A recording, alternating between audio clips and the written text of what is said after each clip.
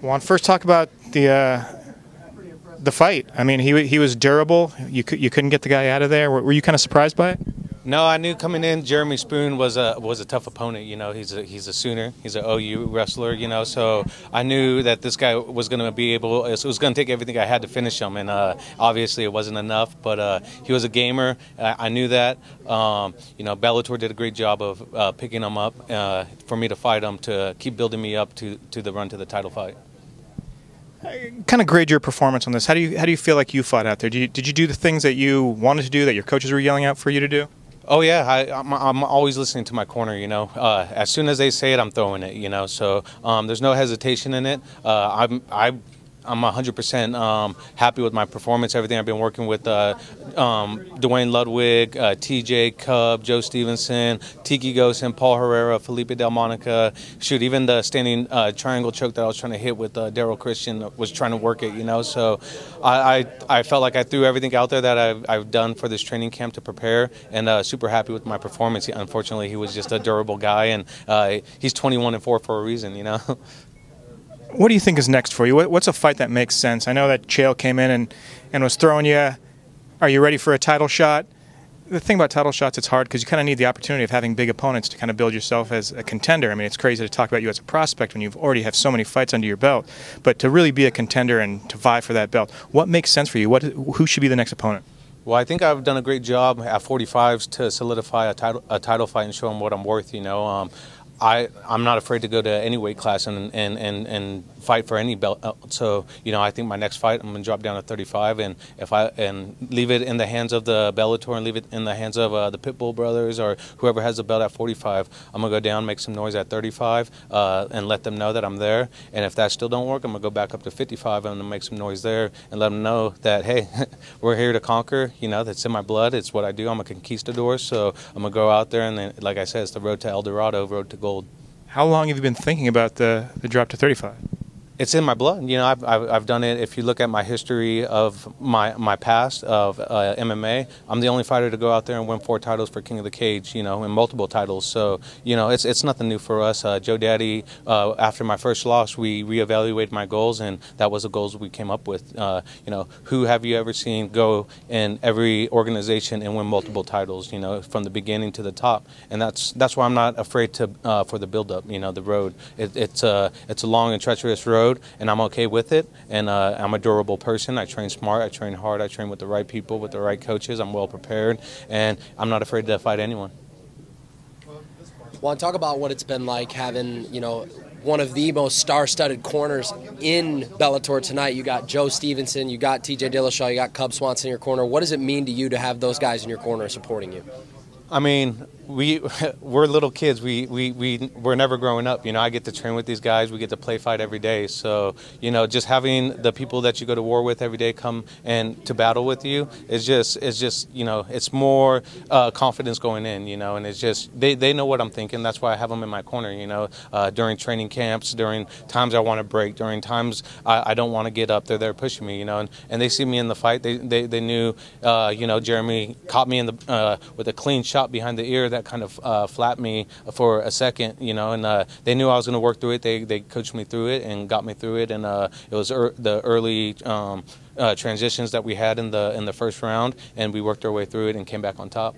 You've had 3 dominant performances so far throughout your Bellator career. You touched on it a little bit with your King of the Cage accomplishments, winning all 4 of those belts. Have you been thinking about dropping down to 135 for quite some time now? Has that been a move that you've already kind of conceptualized and decided you're going to do?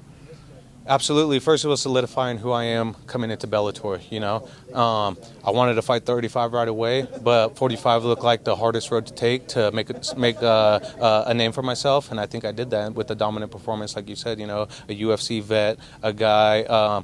I had a great fight lined up for my first fight, but short notice fight. Guy stepped in who was a gamer, who showed he was durable. You know, these Midwest guys. Like every time I come here, it's just a battle. You know, it's a battle, and you know, it's no easy task to take them out, but you know, like I said, I wanted to put a stake in Bellator and let people know who I am first, and now it's time to go make some noise around multiple divisions. Last one for me. There's 2 title fights already booked for Bellator right now in 155, and then the brand new announced co-promotion fight that was just announced at 135 for New Year's Eve. Darian Caldwell is going to be going over to Japan to take on Kyoji Horiguchi. Maybe just give a couple of thoughts on that fight and what you think also about the rematch between Primus and Chandler next month in Hawaii. Yeah, so the first one with Darian and, Horiguchi, this is the whole reason why I signed with the promotion. Scott Coker is an awesome promoter. He's not afraid to take risks like us fighters. We're not afraid to take risks. So if we have someone backing us that's not afraid to take risks, then it makes us want to fight even harder for the promotion, dedicate our full lives and put everything we have in the promotion. So hats off to Scott Coker, hats off to Darian Caldwell. I'm super excited for that fight. I'm a fan as well as MMA. And yeah, I tweeted out there, I was like, man, I'm super happy for Darian and the opportunity that he gets, because I know he goes there, he does well, and he shines. It's going to open up many doors of opportunity for all the other fighters. And with Brett Primus and Mike Chandler's title fight coming up, I'm super excited for that fight. The one I was there in New York when the fight ended, unfortunately, due to the calf kick, and I caught one of those today. And I knew right away. It kind of took me out of my game plan a little bit. So I understand what Mike was going through. I know he's going to make the adjustments right away, and I know he's going to go out there and put a great fight for the fans. And so is Primus. He unfortunately had some injury. He's coming back off an injury. Mike Chandler's coming off a good win. So it's a good matchup to see. I just have a few questions. First, congratulations on another dominant victory.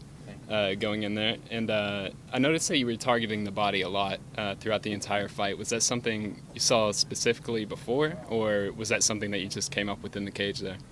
It's all about real-time adjustments. We target everything. Low calf kick, inside, outside, going to the body, going to the head. I was having successful going up. Upstairs, I see him start blocking high.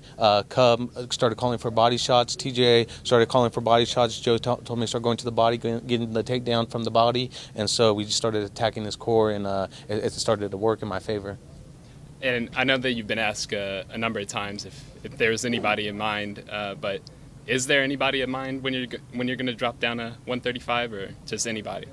You know what? We have a fight in my backyard coming up on January 26th. I think the way to make the biggest noise right now, dropping down to 135, is a guy who beat Gallagher. He beat the Loudmouth. He's a star-studded guy right now. Trains with a great camp. I think it'll be a great fight. With Ricky Bendejas, and so I think it's a well matchup to add on to the card with Fedor and Bader and Aaron Pico, who's a fucking stud, who's fighting Henry Corrales, who's also a stud. And they're going to scrap. I'd love to be on there as well, two Hispanic guys going in there and throwing a brawl as well. How tough do you think that the cut down to 135 will be? You know what? I have Sam Calavita. The cut to 145, he made sure I was big and strong. When I fought at 160 for King of the Cage, I had to cut weight and make sure I was strong. When I cut down to 135, everything is mathematically equated out where it's a formula for us. So we're professional athletes. He treats us like professional athletes. I got my wife who cooks for me, does all my meals. Everything's professional. My coaching, my training partners, my wife, my family, my coach, everything's figured out for me where all I have to do is train, and that's the nice thing about being a professional athlete, having a professional team around you, is everything's figured out and all you have to do is show up and train and have fun. And given all the different co-promotional things and all the different trades that are going on around the MMA community now, is being a part of a co-promotion something that you would like to do sometime in the future maybe? If the opportunity arises, I would love to. Scott Coker, like I said, he taking risks. It makes us fighters want to take risks, So I would love to. If it's something that's in the cards with my manager Tiki Gosen and Scott Coker, and the opportunity arises, and they say, hey, instead of Juan fighting out in January 26th in the Forum, would you want him to fight in Risen? And he asked me, I would say, hell yeah, let's do it. I've been trying to do it since King of the Cage. I love soccer kicks and foot stomps and all that, So. Very cool. All right, thank you guys. Thanks, Mark.